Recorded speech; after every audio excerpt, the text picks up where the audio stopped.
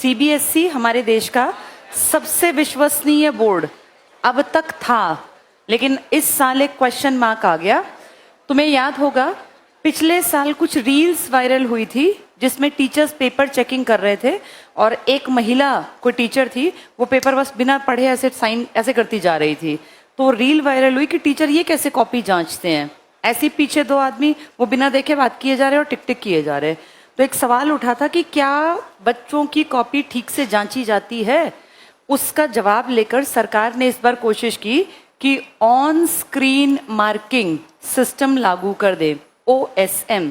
अच्छा हुआ तुम 12वीं पहले ही कराए, क्योंकि अगर इसमें तुम होते तो तुम लपेटे में आते और जितने तुमने मेहनत की थी उसका नहीं पता उसके कितने मार्क्स मिलते।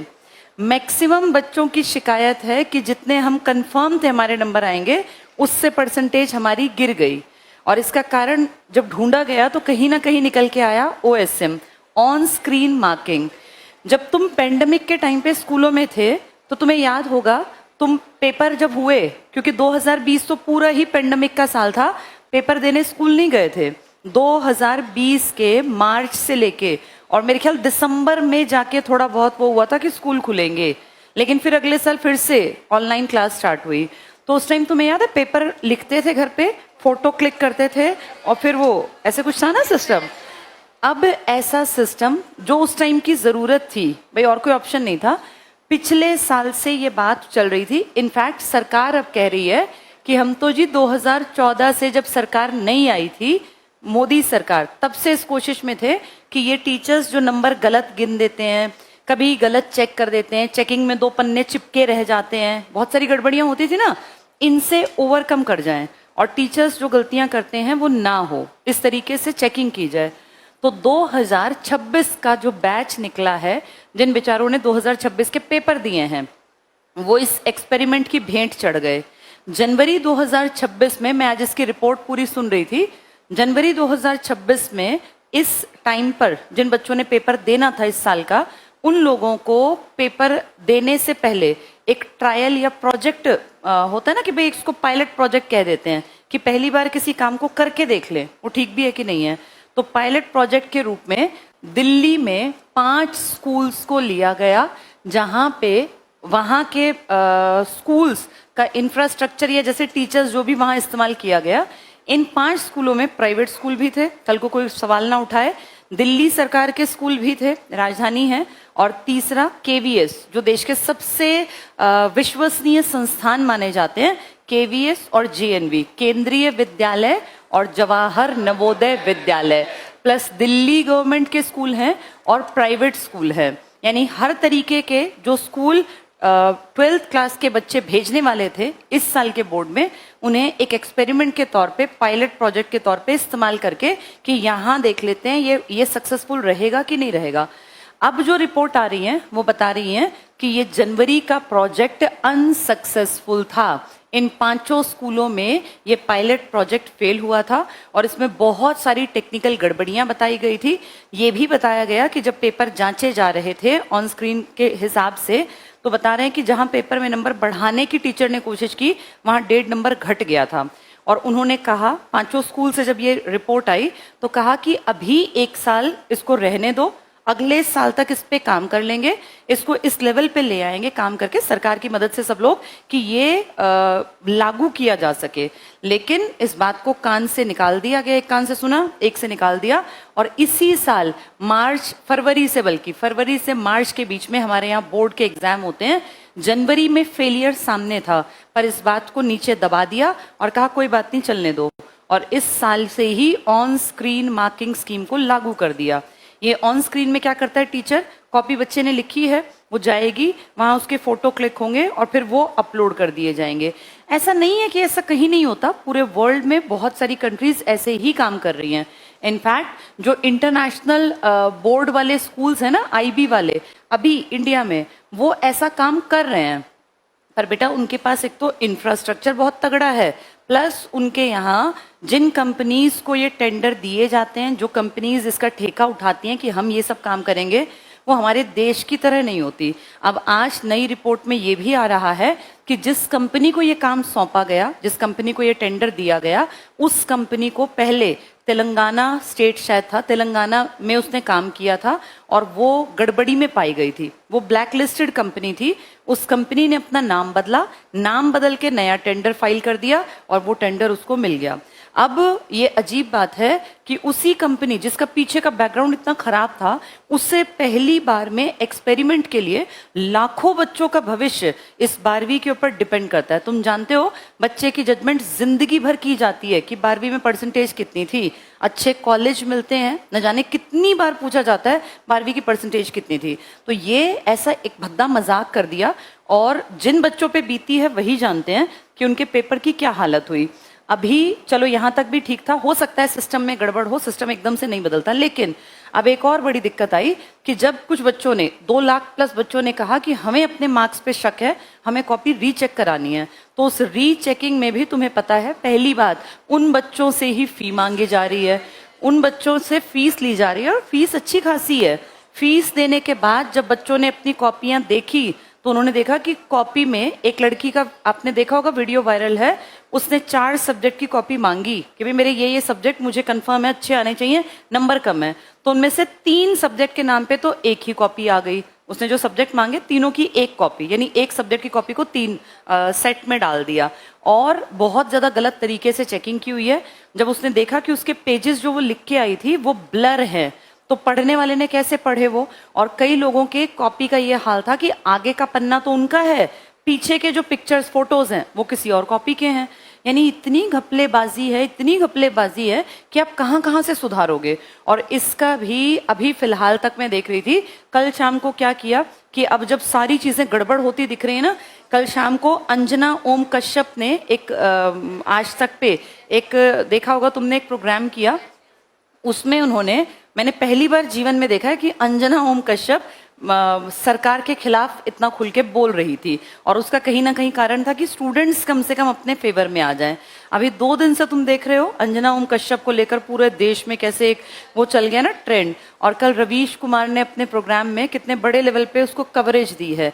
जो मैं तुम्हें वो कौड़ी और फूटी कौड़ी दिखा रही थी वो इस्तेमाल हो गई वहां पर, वो फुटेज यहाँ की क्लास की और भी बहुत सारे टीचर्स की। अब कई लोग क्या कह रहे हैं कि आजकल के टीचर्स राजनीति कर रहे हैं। मुझे एक बात समझ नहीं आती कि राजनीति पे टीचर्स को बोलना ही क्यों पड़ता है। हम तो बहुत खुश हैं, आए और अपना टॉपिक पढ़ाएं चले जाएं, लेकिन प्रॉब्लम क्या है इस टाइम पर, ना तो विपक्ष बोल रहा, न ही कोई टीवी का न्यूज चैनल कवर कर रहा, और नुकसान किसका है? 12वीं क्लास जिस बच्चे ने पास की है इस साल, तो 12वीं क्लास के लिए आवाज कौन उठाएगा? तुम जानते हो स्कूली टीचर्स के पास प्लेटफॉर्म नहीं है। स्कूल का टीचर आवाज उठाएगा, 10, 20, 50 लोग उसका साथ देंगे। अच्छा, स्कूल की कमियों को सरकारें कभी सरकारी स्कूल की कमियों को बाहर नहीं लाती, तो उन बेचारों के पास प्लेटफॉर्म नहीं है। न न्यूज वाले कवरेज दे रहे और न ही विपक्ष उतना दमदार, तो कोई तो बोलेगा। इसीलिए टीचर्स को आगे आना पड़ा। और जब जब बच्चों का नुकसान होगा, मैं अपने जीवन काल में, मैं 43 ईयर्स की हूँ, पहली बार देख रही हूँ कि नेशनल मुद्दा बन गया बच्चों के हकों की लड़ाई। और ऐसे लोग जो जिनको मतलब ही नहीं था कि देश में क्या हो रहा है, बस जो झालमुड़ी के पीछे पड़े थे या मेलेडी के पीछे पड़े थे या फालतू की बातें करते थे, वो लोग भी अब बच्चों की बात करने लग गए। ये हम लोग ये मान के चलें कि ये कुछ हद तक स्टूडेंट्स की जीत है। मामला सॉल्व नहीं हुआ, लेकिन बेटा ये मामले उठना भी तो एक पॉजिटिव पॉइंट है। कम से कम हकों की बात उठने लग गई। हम अगर आज की नजर उसमें देखें टाइम पर, तो स्कूली बच्चे परेशान कर दिए। स्कूल में सीबीएसई कितने बच्चे हैं जो सेंट्रल बोर्ड से ही पेपर देते हैं 10वीं और 12वीं के। 12वीं के साथ कितना भद्दा मजाक हुआ। यानी सोचो स्कूल के बच्चे दुखी, स्कूल से निकल के बच्चा और सोचता है चलो अपनी लाइफ सेट कर लूं, मैं डॉक्टर बन जाऊं। नीट का पेपर अभी तुम्हारे सामने, आज 3 जून है, 1 महीने पहले पेपर था। इसकी क्या भदपिटी है हर किसी को पता है।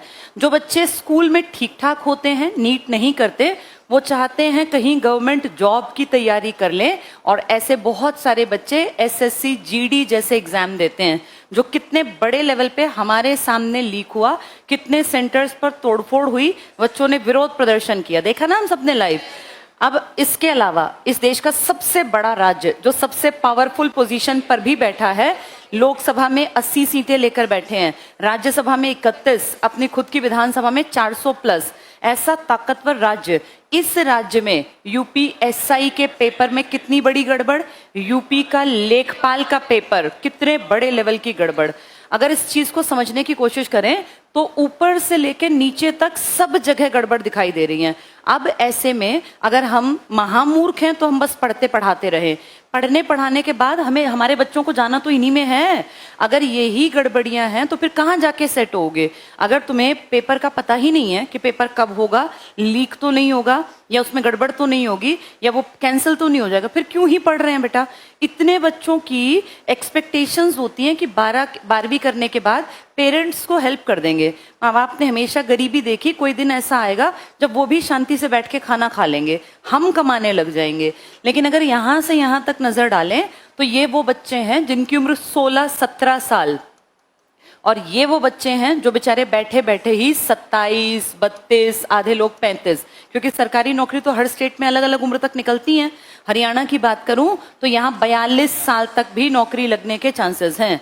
लेकिन बेटा अगर तुम देखो, भुक्तभोगी 16-17 साल का बच्चा बन गया और तुम उसको 35, 40, 42 साल तक इतना परेशान कर रहे हो, तो फिर कोई तो आवाज उठाएगा। अब कोई भी नहीं है तो टीचर्स को अपने आप ही आगे आना पड़ेगा। और जो लोग कह रहे हैं कि टीचर्स राजनीति में आना चाहते हैं, मैं पर्सनली फील करती हूँ 99.9% टीचर्स को राजनीति में नहीं आना। लेकिन जब ये दिख रहा है कि कोई भी नहीं बोल रहा तो बोलना पड़ेगा ना। ये काम अखबारों का था, अखबार बंद है। ये काम मीडिया का था, मीडिया के नाम पे आज के टाइम में सारे के सारे चैनल बिके हुए हैं। कोई भी ऐसी पत्रकारिता नहीं करता, अदरवाइज पूरे वर्ल्ड की रैंकिंग में ये 157वें ना होते। अब तो लोग ये भी कहने लगे हैं कि अब तक तो 157 हो, अगले साल की रैंकिंग में तुम 180 पे भी आ जाओगे, क्योंकि तुम मुद्दे तो उठाते ही नहीं हो। तो कितनी दुर्गत है इस टाइम पर इस देश के युवाओं की। वैसे कहते हैं वर्ल्ड में सबसे ज्यादा युवाओं वाला देश है भारत।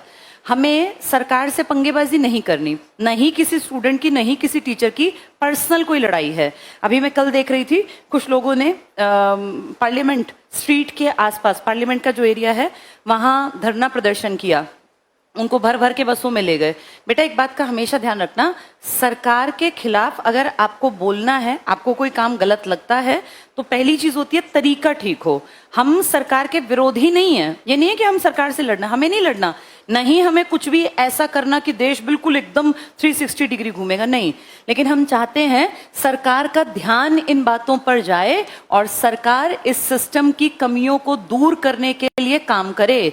वो 12वीं के पेपरों पर काम करे। अगर इस साल के बच्चे भुक्तभोगी हैं तो इन बच्चों की पूरे जीवन के ऊपर, कई लोग तो भी ये सलाह दे रहे हैं कि एक काम करो, अब चेक करा दो टीचर्स से। अब तुम सोचो, टीचर, सरकारी स्कूल के टीचर्स जो बेचारे जनगणना के काम में लगे हुए हैं, उनका काम था ना जनगणना, अभी वो फ्री नहीं हुए, 15 जून तक जनगणना चलनी है। उसके बाद फिर कुछ लोगों ने राय दी है कि ऑनलाइन को हटाओ, वापस से टीचर्स को काम पे लगा दो। मैं ये भी नहीं कहती कि चलो टीचर्स मना करेंगे, टीचर्स कर देंगे, पर जब तुम्हें पता था कि तुम्हारा सिस्टम में इतनी कमियां हैं, इतने ज्यादा बच्चे पेपर देंगे और सिर्फ 5 स्कूलों के एक्सपेरिमेंट में तुम्हारी साइट्स पर ठीक से चीजें अपलोड नहीं हुई या पेपर चेक नहीं हुए, तो 5 स्कूल्स की नाकामयाबी के बाद क्या ये किसी ने सर पे तलवार रखी थी कि इसी साल ओएसएम करो, ऑन स्क्रीन मार्किंग ना करते? क्या किसी पेरेंट्स ने कहा था कि हमारे बच्चे की ऑन स्क्रीन चेक होगी? नहीं, बल्कि मैं तो विरोधी थी कि 1-2 साल कम से कम पहले प्री बोर्ड के पेपर चेक करवा लेते। अगर लगता ना कि वो ठीक है तब बोर्ड के पेपर भेजते। किसी भी बच्चे को बलि का बकरा क्यों बनाते हो? मैंने 12वीं नहीं दी, ना मेरे घर में किसी ने दी, लेकिन जिन लोगों ने दी है उनकी तो दुर्गत हुई। कई बच्चों ने सुसाइड भी कर लिया। अब जिसके पले पलाए 17 साल 18 साल के बेटा या बेटी चले गए, उनका खामियाजा कौन भुगतेगा? तो हमें ये बात भी समझनी है। देखो, अब हम जागरूक हैं। आज से 15 साल पहले लोगों में जागरूकता नहीं थी। नीट वाले दुखी हैं, दुखी हुए रहेंगे, लेकिन आज क्या है कि हर इंसान आवाज बन रहा है और ये आवाज बुलंद है, तभी इसको नेशनल मीडिया पे कवरेज मिल रही है।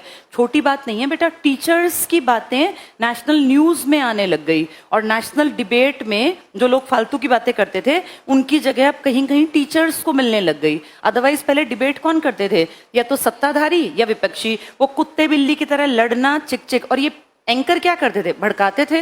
मैंने कभी कोई डिबेट ऐसी नहीं देखी जिसमें कोई रिजल्ट निकला हो। लेकिन एक अच्छी बात है कि अब टीचर्स को समझदार मानने लग गए और एक तबके को लगता है कि टीचर्स बोलें, उनको राजनीति में नहीं आना, लेकिन लोगों की विचारधारा पे कुछ इम्पैक्ट तो पड़ता ही होगा।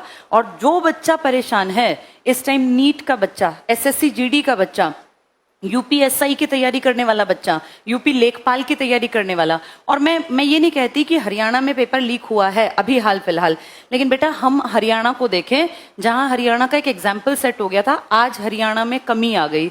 हरियाणा में लंबे टाइम तक पेपर्स का अता पता ही नहीं है। सरकार जब एक सही ढर्रे पे काम कर रही थी तब सरकार की बड़ाई करना ठीक था कि भाई सरकार ठीक काम कर रही है, लेकिन अब प्रॉब्लम है कि पेपर कब होंगे ये नहीं पता। तो जहां जिसमें जो कमी है ना, पहली बात वो बोली जानी चाहिए, वो सामने आनी चाहिए। किसी भी एग्जाम को अगर सुधारना है तो सबसे पहली चीज है उसका डेट शीट सबको पता हो कि वो पेपर कब निकलेंगे, फॉर्म कब भरे जाएंगे, कितना टाइम पढ़ने का मिलेगा, पेपर कब होगा, ये डेट शीट पहले से फाइनलाइज हो। और ये कोई बहुत बड़ा काम नहीं है, पहली चीज। दूसरी चीज, पेपर जब हो तो बच्चे को पढ़ते टाइम पहले ही पेपर का सिलेबस पता हो। हर किसी का लेवल अलग अलग होता है ना, बच्चे को पता हो कि भाई मेरा ये सिलेबस है। मैं ये नहीं कह रही सिलेबस आसान दो, सिलेबस आप कितना ही टफ दो, लेकिन लिख के तो दे दो कि ये सिलेबस आएगा, ताकि बच्चे उसको पढ़ सकें, उस पर काम कर सकें। अदरवाइज तो बेटा सिलेबस इतना अनलिमिटेड चीजें हैं, कहाँ से क्या क्या पढ़ोगे। अगर मैं देखूं तो मैं कितने साल से पढ़ा रही हूँ, फिर भी बहुत सारी चीजें मैंने ही नहीं पढ़ी। तो हम कहाँ से पढ़ें एक बच्चे के नजरिए से कि उसको सिलेबस पता तो हो कि मुझे इस सब्जेक्ट पे इतना काम करना है। तीसरी चीज, पेपर जब हो तो एक तो चीज है कि टाइम के अंदर हो जाए, प्लस पेपर उस टाइम पर जब हो तो उनमें लीक की दिक्कत ना हो, भ्रष्टाचार को जड़ से खत्म किया जाए। बच्चा जब पेपर देने जाए तो वो कंफर्म हो कि मेरा पेपर अच्छा गया है, मतलब मुझे नौकरी मिलेगी, और अगर अच्छा नहीं गया तो कोई बात नहीं, अब दूसरा पेपर आएगा 6 महीने बाद, मैं उसकी तैयारी कर लूं। अगर बच्चे के सामने टारगेट होगा ना तो वो फेलियर को सहन कर लेगा, उसे जाके सुसाइड नहीं करना पड़ेगा। क्योंकि एक बार गलती हो गई, भाई लेट पहुंचा, पेपर देने नहीं जा पाया, कोई मिस हैपनिंग हो गई, पेपर में तबीयत खराब हो गई, तो अपने मन को समझाएगा कि 6 महीने बाद फिर से पेपर है, मेरी तैयारी अच्छी है ही, 6 महीने बाद फिर मैं पेपर पास कर सकता हूं। यानी टाइम पर हो और लीक ना हो। चौथा, सरकार या कोई भी डिपार्टमेंट जब पेपर लेता है तो पेपर में ऐसी गड़बड़ियां ना छोड़ें जिसपे आगे जाके कोई भी उन पर कोर्ट केस कर पाए। कोर्ट केस के चक्कर में आप सब जानते हैं भर्तियां बीच में अधर में लटक जाती हैं। पेपर का फाइनल रिजल्ट आ गया लेकिन ज्वाइनिंग नहीं हो पाती। एक एक दिन कैसे कटता होगा उस गरीब बच्चे का जिसका सारा सब कुछ सेट हो गया, लेकिन बस पेपर के एक लास्ट किसी कारण से कोर्ट केस में वो भर्ती अटक गई। अब ये भी नहीं पता कि उस केस के बाद वो भर्ती वैलिड मानी जाएंगी या फिर कह देंगे कि हमें नहीं पता, दोबारा से सब काम करो। दोबारा सब काम करने का मतलब अगले 2-3 साल फिर उसी पचड़े में फंस के रहना। तो ये कुछ चीजें हैं जिन पे काम किया जाए अगर, तो चीजें ठीक हो सकती हैं। कोर्ट केस में ना फंसे भर्तियां, इतना बढ़िया सिस्टम बनाया जाए, टाइम टेबल सेट हो, डेट शीट पहले से पता हो कि किस दिन कौन से दिन कहाँ कितने पेपर होंगे, और प्लस सिलेबस पता हो। अगर ये सब चीजें कर दी जाए ना, और ये करना कोई बहुत मुश्किल नहीं है, तो मैं 100% श्योर हूं, चाहे बीजेपी की सरकार हो चाहे कांग्रेस की सरकार हो, कोई भी स्टूडेंट सरकार विरोधी नहीं होता, कोई भी टीचर सरकार विरोधी नहीं होता। सरकार बच्चों के पक्ष में काम करेगी तो सब टीचर सब बच्चे अपने आप ही ना सरकार के साथ रहेंगे। लेकिन अगर सरकार बच्चों का नुकसान करती है, अगर सरकार बच्चों का बड़े लेवल पे स्कूल से लेके और नौकरी तक सरकार उनकी तरफ ध्यान नहीं देती, तो फिर मुझे लगता है कि और कोई बोलेगा ही नहीं, तो फाइनली टीचर्स को ही बोलना पड़ेगा। और अच्छी बात है अब समाज में टीचर्स की बात सुनी जाने लग गई। पहले टीचर्स को कुछ नहीं मानते थे, मास्टर साहब को कोई कुछ नहीं मानता था, लेकिन आज कितने प्राउड की बात है कि टीचर बोलते हैं तो उसको वैल्यू दी जाती है। ये वैल्यू बेटा अपने आप नहीं मिलती, ये वैल्यू क्रिएट की है टीचर्स ने। टीचर्स कोई भी बात बोलते हैं तो पहले सब चीजों को एनालाइज करते हैं, सारे आंकड़े उठाते हैं, उस पर तैयारी करते हैं, पढ़ते हैं, उसको एनालाइज करते हैं, तब जाके अपनी बात रखते हैं। जैसे जितने लोग ये न्यूज एंकर हैं, एक चीज मैंने और नोट की, अंजना ओम कश्यप की कल के बाद जितनी वीडियोस हैं उनमें आप देखना उनकी जबान में लड़खड़ाहट है, जबान जो है ना वो शब्द बार बार फंस रही हैं। जैसे एक इतने बड़े लेवल पे विरोध होना ये किसी भी इंसान को अंदर से हिला देता है। ठीक है आप कॉन्फिडेंट हो, स्मार्ट हो, आपने बहुत दुनिया देख ली, आपने पुतिन जैसे लोगों के इंटरव्यू ले लिए, मोदी जी से आप कैसे भी क्वेश्चंस पूछ लेती हैं, लेकिन जब ये दिखता है ना कि आम जनमानस मेरे विरोध में है तो फिर अच्छे से अच्छे बड़े से बड़े भी हाथ पैर कांप जाते हैं। कल मैंने यही नोटिस किया, उनकी मैंने 3-4 चीजें सुनी जो उन्होंने कल प्रेजेंट की, तो उनकी जबान में वो कॉन्फिडेंस की कमी आ गई। और ये कॉन्फिडेंस की कमी क्यों आ गई? क्योंकि उन्हें लगा कि पूरे देश के स्टूडेंट्स मेरे एंटी हो गए। इसलिए कल जो वो पेश कर रही थी रिपोर्ट, उसमें बार बार बुराई करने के साथ साथ कह रही थी कुछ लोग बहुत अच्छा काम भी कर रहे हैं, कुछ टीचर्स बहुत अच्छा काम भी कर रहे हैं। यानी अब लोगों ने लिखा भी कि मैडम आपकी जबान बदल गई, आपका तरीका बदल गया। ये कितनी अच्छी बात है कि वो इस दबाव को फील कर रही हैं कि मैं कुछ भी मन में आया वो